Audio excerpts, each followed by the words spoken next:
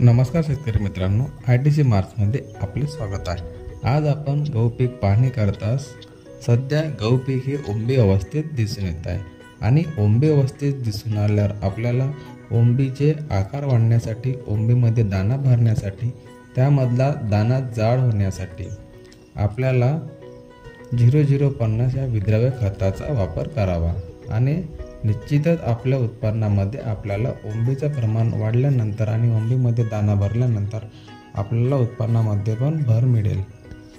त्यासाठी आपण 15 litre पंपसाठी 100 gram घेऊन फवारणी करावी आणि आपल्या उत्पन्नामध्ये भर करावी। असेच नवीन व्हिडिओ पाहण्यासाठी आजच ITC मार्च ॲप्लिकेशन डाउनलोड करा।